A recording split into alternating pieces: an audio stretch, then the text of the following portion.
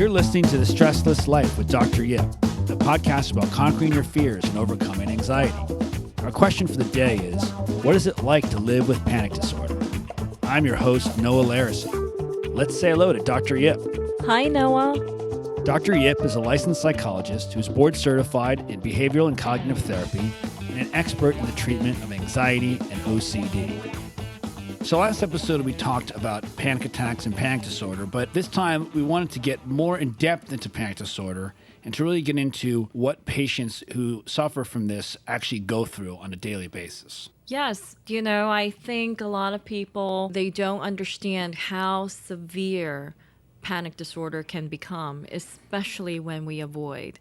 That is why avoidance is the biggest no-no for anyone experiencing anxiety and especially panic attacks. So when you talk about avoidance, what type of things are they avoiding?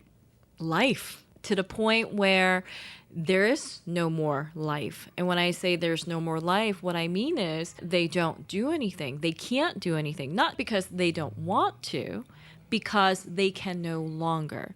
So, for example, let's say you're afraid of feeling dizzy, because feeling dizzy would mean that you'll feel nauseous, and if you're nauseous, you might vomit. And vomiting is the worst thing because, vomiting sucks, right? For anyone who's vomited before. And also maybe the embarrassment of vomiting. So therefore, this person would avoid any situations that could potentially trigger the sensation of dizziness. Can you imagine how many different situations can actually trigger dizziness in a given day?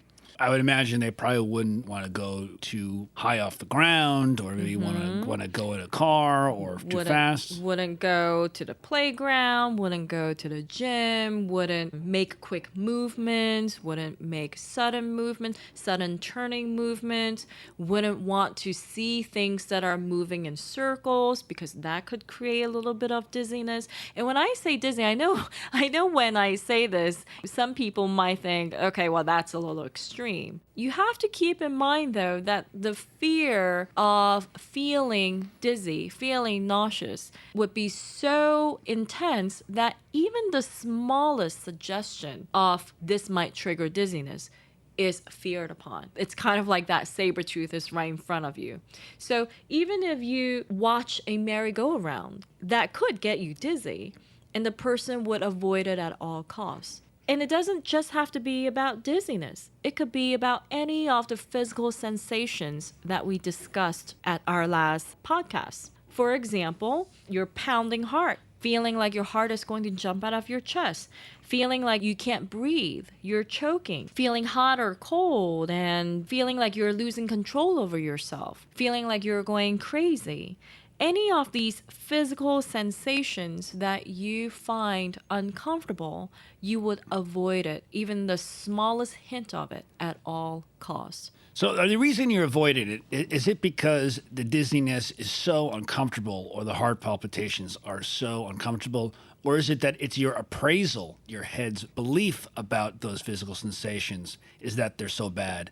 And that's why you avoid them. The experience itself probably is inducing discomfort, right? Because, being dizzy is uncomfortable. The person with panic disorder, though, appraise it to an extreme. For example, if I was to use a scale of 0 to 10, 10 being the most uncomfortable experience that you can ever go through, and 0 being you have absolutely no physical sensation at all, people who experience panic disorder and panic attacks are inclined to appraise their physical discomfort as 7, 8, 9, 10s. Whereas the rest of us might experience them as, it's a 2, 3, 4 even. So these people are highly sensitive to their bodily sensations. They're highly attentive and in tune to their internal physiological experiences. Now, is this only negative body sensations? Like, for instance, are they more ticklish or something?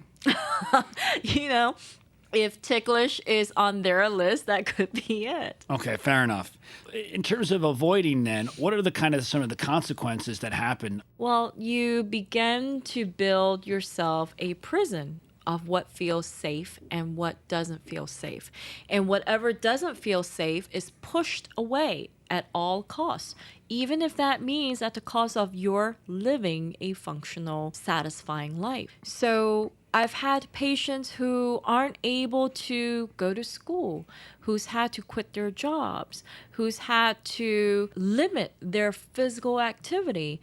I've worked with a guy who couldn't even walk up a flight of stairs because walking up that flight of stairs triggered panic attacks because his heart would be palpitating after a flight of stairs. I've had patients who aren't able to enjoy life and activities that they would ordinarily enjoy in the past.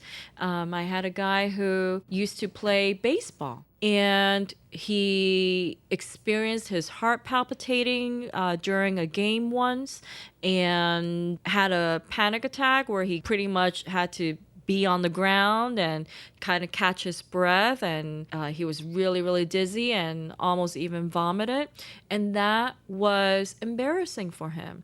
And from that point on, he stopped playing baseball. I've had even kids. Panic disorder isn't as common in younger children.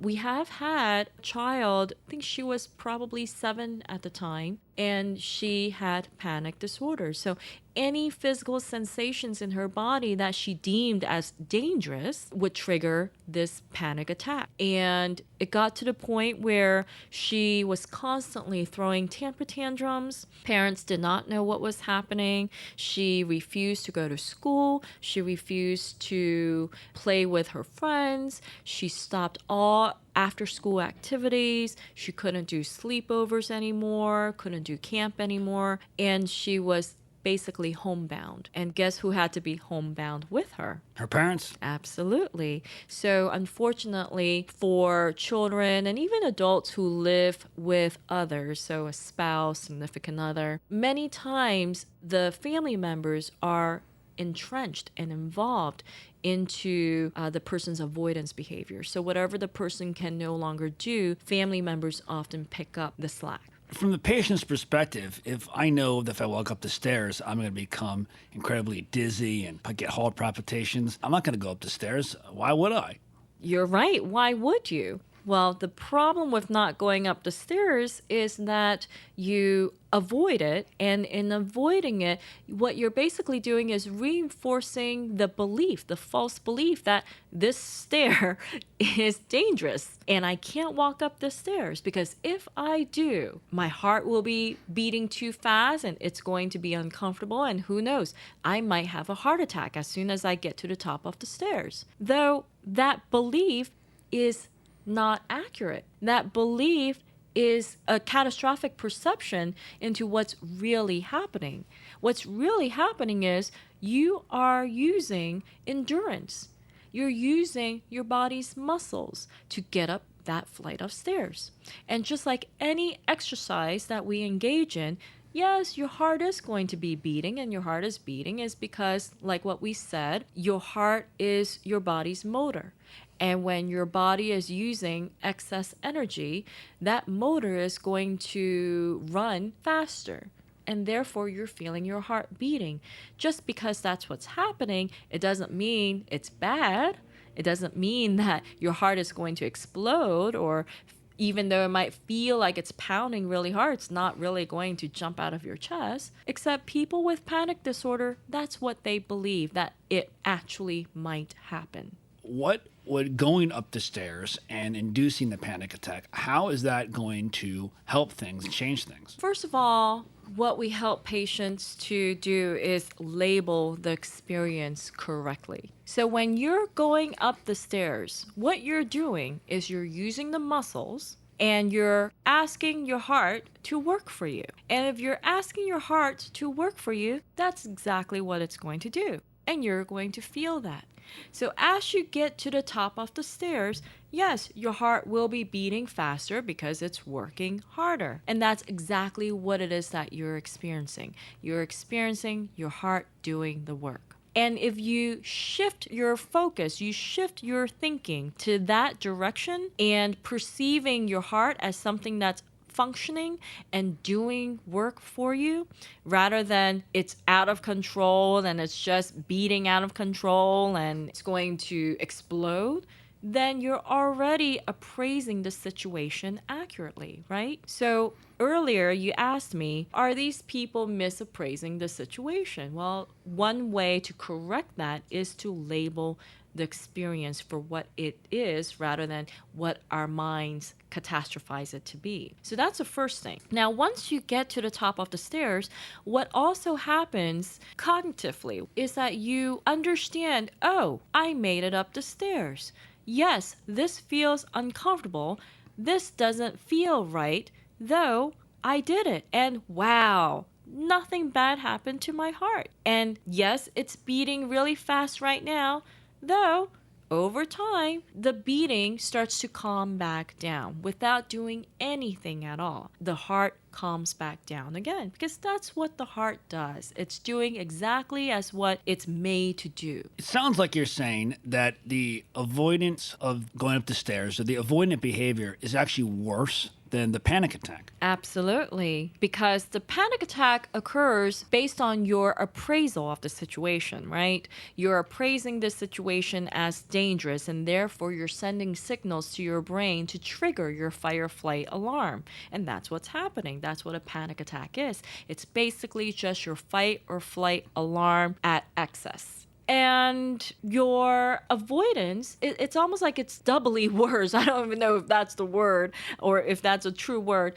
It's worse when you avoid, because not only are you reinforcing that this is dangerous, you're not giving yourself the opportunity to realize this actually isn't dangerous. And that's what happened to so many of the patients that I've worked with, is that they become housebound because anything that is outside of the house that might trigger a panic attack is avoided. Not only do they avoid things that are dangerous, they have safety behaviors. So I know last episode we were talking about benzos. For many of the patients that I've worked with, they want to make sure that they've got their benzos on them. So if they have a random panic attack, they can just pop a pill and their fight or flight trigger would slow down. They avoid all people, situations that would potentially trigger the panic attack, and they need to feel assured that they're going to be okay. So one of the things that family members and friends often complain of is that they're constantly asking, they're constantly calling, checking in, getting reassurance to see if they're coming back home, to see when they're coming back home, to see if they're okay. So these are tactics, safety tactics that a lot of people suffering from panic disorder engage in to make sure that they are going to be okay. And the reality is there isn't any evidence that suggests that they're not going to be okay other than the physical panic attacks. If some listener out there is maybe has a relative or a spouse or a child that has panic disorder, what should they do? Well, the first thing is you want to be honest. When you reassure someone, what you're basically doing is you're placating them. You're placating them by telling them everything is going to be fine. The reality is, how in the world do you know? Do you know that an earthquake isn't going to happen? No. Do you know whether I'm going to be okay? No. No, right? That's the reality. So respond to your loved one with reality. So if you have a child who's constantly asking, am I going to be okay? The reality is, well, honey, you appear okay to me right now, and that's the truth. I don't see anything that is wrong right now. You never want to forecast the future, and you never want to give the person dishonest information just to make them feel better. Because the reality is, the person that you are reassuring already knows what is reality and what's excessive. And they want to hear it from other people. Just because they hear it, it doesn't mean that their fears go away. Because I can tell you, I've worked with so many family members and loved ones where they will tell you it gets annoying because the questioning and the reassurances never stops. It just keeps going. And they can ask you the same question in 1,000 different ways, and you would give them the exact same answer. And even though it might feel okay in the moment, the next second, they're back to asking that question. So no matter how you respond to the person, it won't be enough. So you might as well just give them correct information. And I would highly encourage people suffering from panic attacks, and especially those that involve family members and loved ones, to seek professional help. You can find therapists on the ADAA.org website. ADAA is the Anxiety and Depression Association of America. It's the national nonprofit for anxiety and depression. In closing here, let's try to talk about, in general, how some of your patients have overcome panic disorder and returned to leading healthy lives. Well, remember we talked about the components of cognitive behavior therapy, right? The behavioral component in CBT here is interoceptive exposures. And we talked a little bit about that last time, so I don't want to go into too much details. Basically, we produce situations that resembles the physical discomfort that the person fears and avoids. And we foster that sensation so that the person has the opportunity to engage in specific exercises that triggers these discomforts. And through time, they experience habituation, which is basically you feel the discomfort slowly going away. Okay, so that's the behavioral part. Then the cognitive part is that we teach you to label and identify the situation for what it is. We teach you what the difference is between the catastrophes that your mind constantly goes to and what's actually happening in the real world, so that you see the discrepancy and you learn more and more to appraise your environment and the perceived dangers realistically than through your faulty appraisals of danger. It sounds like patients with panic disorder are avoiding a reality that doesn't really exist. They are avoiding a catastrophe that doesn't really exist. And the point is to get them to see what is realistic, and that the probability of this catastrophe happening is very, very low. Fair enough. Thank you for listening to the Stressless Life podcast. You can join the discussion and find more information at www.dryip.com/thestresslesslife. Please write to us with questions and comments at thestresslesslife@dryip.com. Until next time, stay stressless.